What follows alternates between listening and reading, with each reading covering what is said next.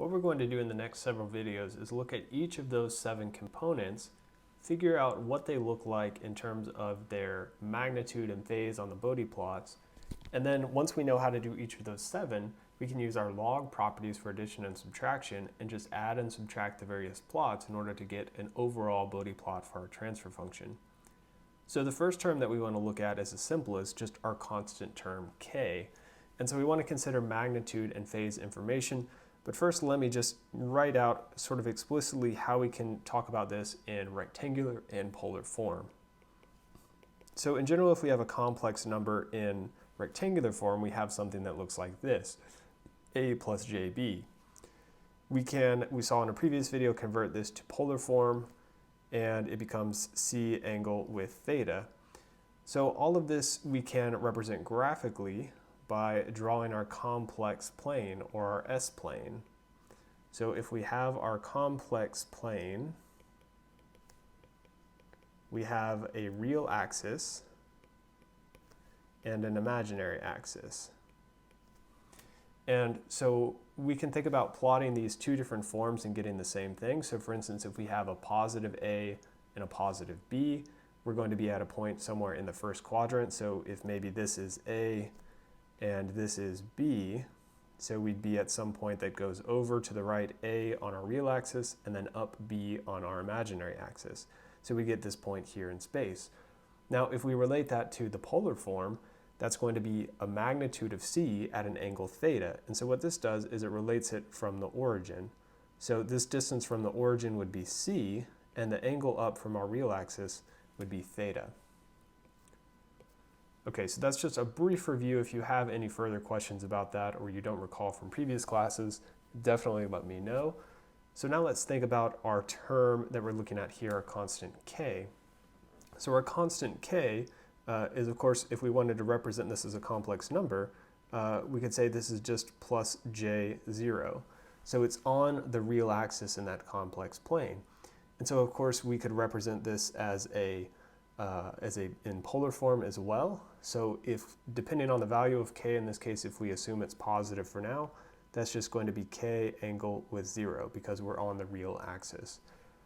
So from either of these two complex forms over here, it might be a little easier to get our magnitude and our phase information using sort of our known equations. So let's take a look at those. And then of course our ultimate goal is going to be to populate these two plots, one for our gain in decibels and one for our phase. And so the two together will make up our Bode plot.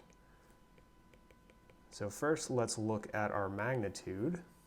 So if we look at this expression here, we can see that our magnitude is k. We could also do square root of a squared plus b squared, where our a is k and our b is 0, to find that our magnitude is just k. Either way works. And then as we saw in our previous video, for our magnitude, we're going to get it in dB. So we're going to say 20 log base 10 of k is our magnitude. So simple as that.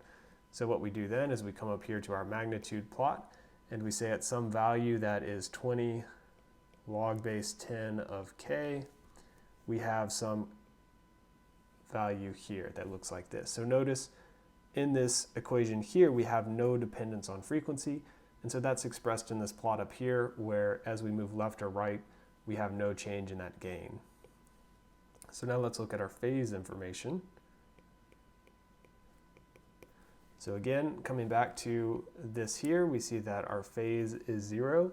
We could also get it from doing the inverse tangent in this rectangular form, but of course it's easier to just see that from the polar form. So we see our phase in this case is just 0 degrees, and that was assuming that our k is greater than 0, so positive k value. So let's update our plot up here, and let's say we have this is 0 degrees, and again there's no frequency dependence, it's just staying constant at 0 degrees. So sort of one caveat is, well, what if we said our what if we said our k was less than 0? So what if we have a negative value of k, a negative constant? And so we can think about, probably the easiest way to think about this is on our complex plane. So let's put our positive k point, we said, was maybe where this green point is. So we had some magnitude k and an angle of 0. But now in our red, if we just have maybe the same magnitude, but it's negative, we're still a distance k from the origin, but now we have an angle of either plus 180 or minus 180. So what this does, if our k is negative, is that our phase is then equal to plus or minus 180 degrees.